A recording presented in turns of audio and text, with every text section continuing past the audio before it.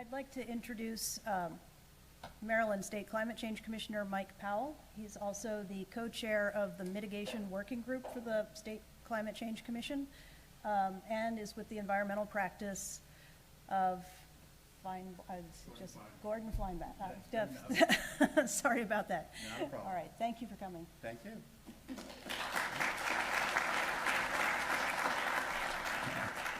I'm going to use a PowerPoint for this, but I'll go through it fairly quickly. I'm only going to hit high points here. I've pinned this down or trimmed this down from a presentation that runs well over an hour because we're really doing so much at the state level. But I want to give you an idea of what we're doing at the state level and the challenges that we see still being faced. And though I encourage everyone to do everything in their personal lives to reduce emissions, really what I'm focused on is what kind of programs and policies on a state level can we implement to try to achieve the numbers that we're getting to. A little background, the Climate Change Commission has been in existence for, I guess it's near 10 years now, something like that. And we do recommendations to the governor and to the legislature on what kind of programs to implement. The Mitigation Working Group is a subset of that. I co-chair that group with Kim Coble of the League of Conservation Voters. We do what I would refer to as the first draft of recommendations of what ultimately becomes legislation or executive orders. For example, the Climate Solutions Now Act of 2021 originated with recommendations that we made. So now we're working on what are our next set of recommendations. So what is the Climate Solutions Now Act is the big action that the state has taken.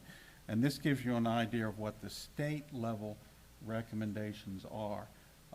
Originally, the Commission's recommendations were much like what you have recommended here, to achieve a 50% reduction by 2030.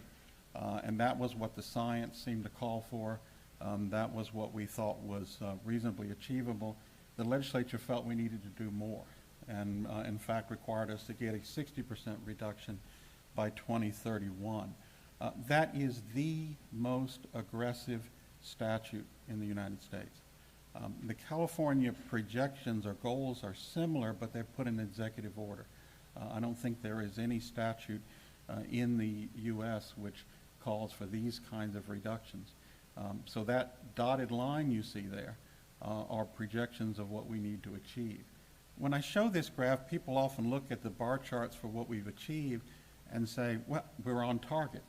Okay, we're getting there. But there's a trick to this, right?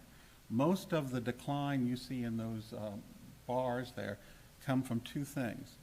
One, the replacement of coal burning power over time with natural gas, right? The natural gas produces, depending on the efficiency, 40 to 60% of the amount of greenhouse gases that a coal burning plant does. Because of fracking, natural gas became very cheap, and so we basically got a cost-free conversion there, right? People could replace the coal burning power plants by additional natural gas generation. We got a significant reduction in greenhouse gases, but we've about reached the limit of what you're going to get from natural gas, right? We now got to think about how do we eliminate the greenhouse gases from that natural gas. The second major impact of that was greater mileage requirements for cars, right? When you go out and buy a car now, you're getting much more mileage on average than you were, despite the fact we got a lot more SUVs and pickup trucks out there. So basically what those were low-hanging fruit, and we've gotten that, right? We're not going to get any more by converting more coal to natural gas, or not much more. We're not going to get a lot more by simply driving more efficient gasoline-powered cars. We've got to come up with some way to achieve these very aggressive numbers. Now, this is a very busy chart, and I apologize for that. I don't like to put these kinds of things on a PowerPoint often, but I think this one is so crucial. What you've got in the outer ring there are segments of the economy. Well, in the middle ring are segments of the economy. So transportation produced, and this is a 2020 snapshot, produced about 29.8 million metric tons of the greenhouse gases in Maryland. And of that, 18.4 or from gasoline-powered vehicles. So you look at this chart, and this is the whole universe of greenhouse gases from the state of Maryland and where we need to make cuts. And one of the reasons I put this on is I found, and this audience I think will be a little more sophisticated, but I often go to talk to groups and they say, well, it's easy. We just need to close the coal-burning power plants and all of us drive a Prius. It doesn't get anywhere close to what we need to do. That 35 you see in red there is the amount of cuts we need to make by 2031. Coal-burning power plants are 3.9 down in the bottom corner, right? And the gasoline-powered cars are 18.4. So when you look at this chart, you realize we're not going to get it from any one area. And let me give you some examples. All of those coal-burning power plants, my prediction are, will be closed by 2025. In fact, all but one of them have announced that they're going to be closing by 2025, and the parent company of that last one has said they plan to close. So that's gone.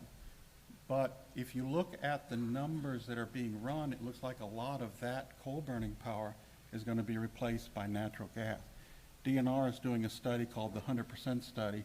We had a 2.5-hour workshop yesterday, which I managed to stay awake through, that predicted that, in fact, we're not going to be building utility-scale power plants fast enough, solar plants fast enough. We're going to be putting in lots of rooftops. We're going to be putting in some community solar, but we're just not building the big solar plants fast enough, so we're going to start building relying much more on natural gas. The natural gas reduces the greenhouse gas, but not enough, okay? Look at the cars. I'm going to be talking in a minute about what we're doing about electrifying cars, but Car and Driver, and indeed the U.S. Department of Transportation, says the average car sold today will be on the road for 15 years. That's an average. That means half the cars will be on the road for more than 15 years. So people buy gasoline-powered cars today or a hybrid power car, it'll still be on the road in 2031.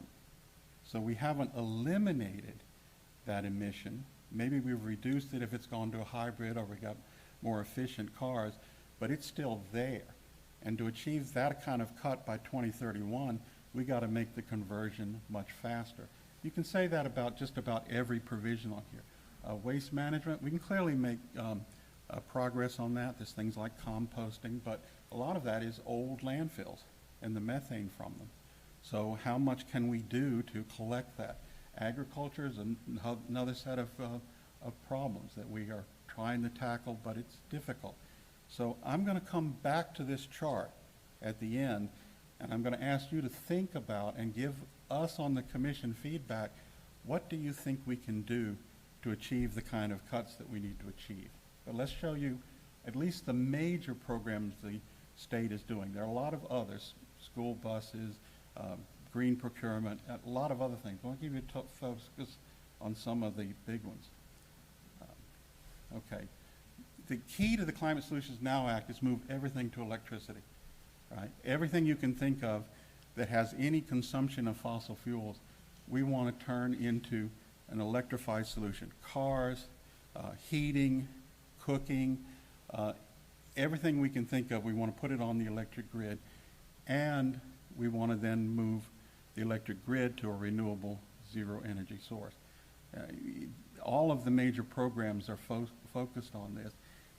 This is very difficult, okay? First of all, it's not just a matter of closing a natural gas plant and building a utility scale solar. The distribution lines suddenly run different ways, right? Suddenly the peaking issue becomes different.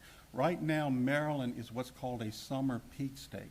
That means you get the greatest demand for electricity during a hot summer day when everybody's running their air conditioners.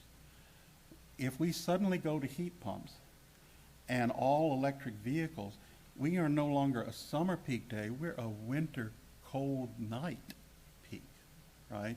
Because that's when everybody's running their heat pumps at high settings. That's when people are charging their cars overnight. That's a very different scale. And now what we're doing, we're talking about running it off of solar power on a cold winter night where it snowed the day before. So you need a lot of backup power, You need a lot of battery capacity. This transition is not going to be easy to do, and particularly when we're giving ourselves a deadline of achieving 60% by 2031. So how are we electrifying? First thing we did is we tackled buildings. We're going to be requiring all covered buildings, which are basically large buildings, but there's a lot of exceptions, hospitals, so forth, to start reporting their emissions in 2025 and then reducing their emissions by 20% every year after that. So that by 2030, or by they'll start paying fees for that reduction if they don't achieve it, and by 2040, we want every building to be net zero. This largely means that you force buildings onto heat pumps, right? So, because this is about consumption of fossil fuel on site.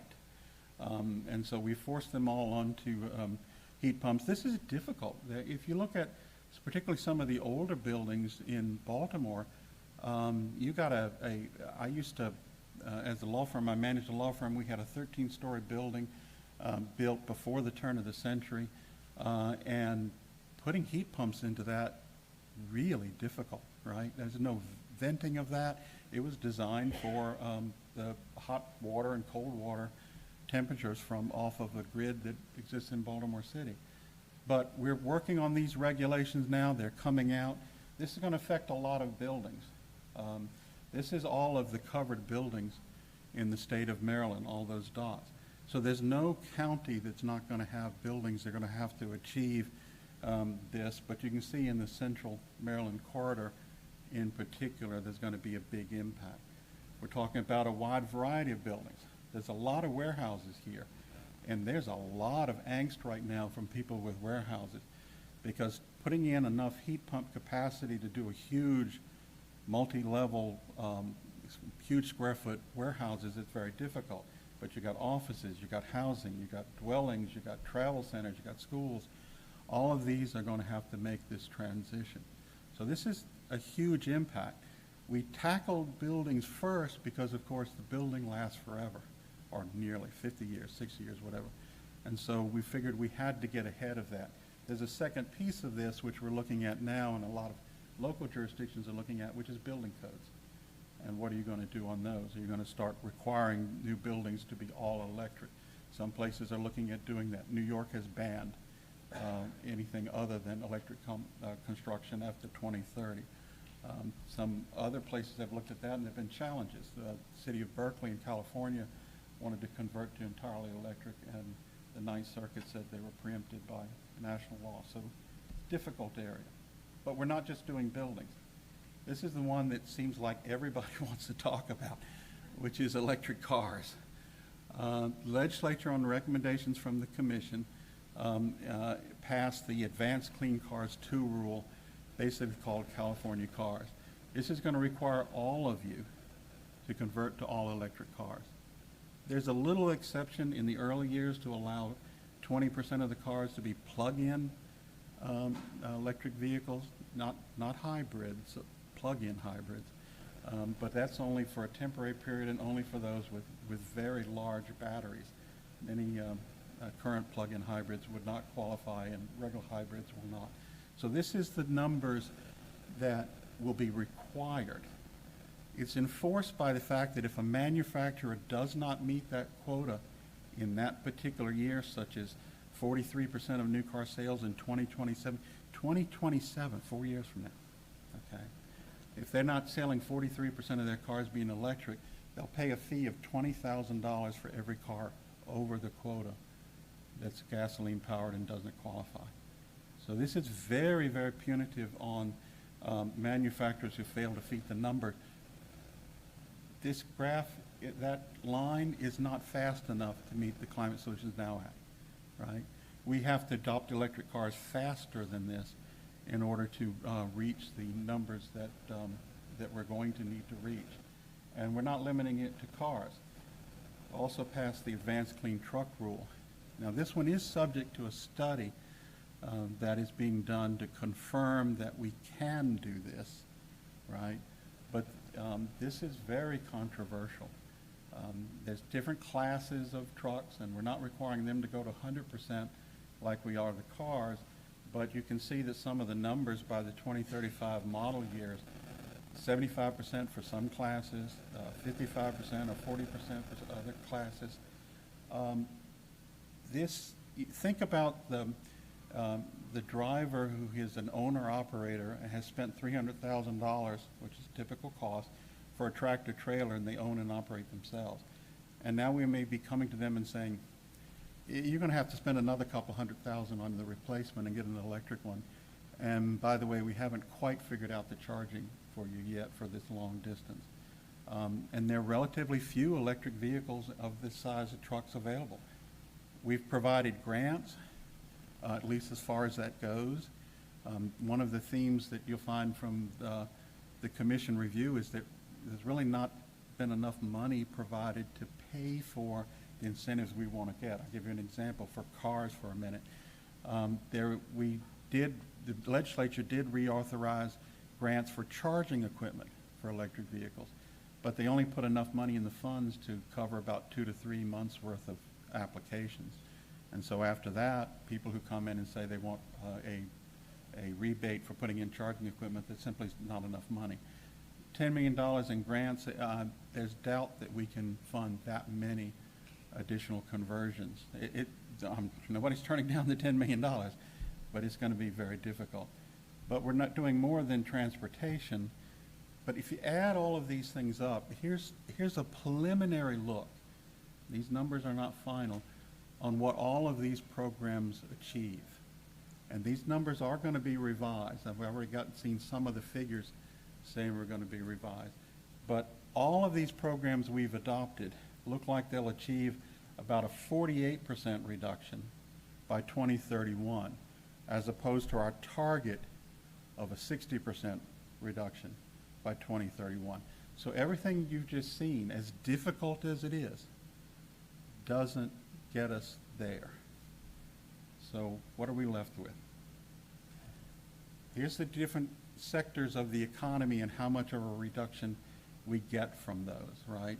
And it's a little misleading because, of course, this chart says how much each one reduces, but it doesn't necessarily correspond with how big the category are. So the fact that transportation only gets to a 38% number is actually a much bigger shortfall, right, than say the fossil fuel industry at 15%, simply because it's a bigger pie. Now, I'm not saying we don't want to get them all to do their share, but the bigger sections of the pie are going to have to make a lot more cuts to be able to get there. So you can tell transportation's not getting there. Now, electricity looks pretty good, but then we've got a goal to get to 100% on electricity. So what is the commission working on? Well, right now we're trying to put together a lot of proposals to how do we get to this, this gap. And to give you a preview, 14.2 is about what we think the gap still is. So in other words, and I think this number will be revised down. I think we'll have a little bit better than 14.2 when we do the final projections. But we are achieving 21.8 of the cut we need to get by 2031. We still got 14.2 to go. Two priorities we've identified is, as I foreshadowed, we've got to do electric cars faster than what the Act requires. And so we're looking at incentives. What can we do to encourage people to trade in their cars faster? Crafting that incentive is difficult in a couple of ways. One is environmental justice, right? The easy, low-hanging fruit on electric cars are the two-car family with a garage and a driveway. And we can throw money at those people and say, look, it's ridiculous for you to have two gasoline-powered cars anyway, and we can put a charger in the garage and you can charge every night. Why are you doing this? But that obviously is paying the most affluent section of the economy extra money and not doing it for the lower level. Now, one of the things we looked at is let's throw more money at mass transit. The difficulty with that is we're already throwing a lot of money at mass transit and very little at electric vehicles. And it's a case of diminishing returns. We're finding that as we spend more money on mass transit, we don't necessarily get an increase in ridership to the level we would like. And because of the remote working revolution and COVID, in fact, ridership has gone down even as we put more money into it. So that's a very hard issue to solve, and it's one of the things we're wrestling with. But nevertheless, we've somehow got to get the electric cars to be adopted quicker. Another issue is which cars do you want to get, right? As much as I urge people to trade in their Prius and buy an electric Kia or a Tesla or something, we get a benefit there, but we don't get the same amount of benefit as if somebody trades in an old Ford F-150 for an electric vehicle, right? Or similarly, it makes perfect sense that everybody who's commuting small distances should have an electric car. But if you're putting small mileage on it, and I get you to replace it with an electric car, I get some benefit, but I don't get the same amount as somebody who's driving 100 miles each day, each way, to work and back, right? So there is something to be said for trying to focus on high emission vehicles and high mileage vehicles, but again, then you got the environmental justice issues. This is a complex one to deal with, but we do think we've got to do something on incentives. And a lot of other states, frankly, not the red states, but a lot of the other blue states are looking at much more assertive programs. The other thing that we've identified it as a priority is we're not building solar farms fast enough. In fact, if you look at our progress on building large utility scale solar farms, we've actually fallen slower to building them or not. And I'll be frank with you, a lot of it's local opposition. A lot of the developers are saying, I can go in Virginia, I can go in Pennsylvania, I can go in California, I can spend my federal Inflation Reduction Act money anywhere. Why do I want to build them here? Why do I want to build a community solar when Caroline County has put a moratorium on new solar, right? There's some difficult issues here, right? Preserving farmland, particularly productive farmland, is an important goal. Deciding where we want to build them, important goals. But somehow we've got to find a way to build solar farms faster, or as the studies are suggesting, we're just going to have natural gas power and we'll never reach those numbers. Now, as bad as that 14.2 is, remember that our goal is that by 2045 we want to eliminate that 49 in the center as well. So one of the things I challenge you to do is to think about and give feedback to the Commission about what kind of programs do you think would allow us to achieve that 14.2 and lay a foundation for eventually eliminating or offsetting that additional 49. That's the challenge that we're looking at. I freely admit we don't know how to do it, but we're studying it, we're thinking about it, and we'll take any input that we can get. Thank you.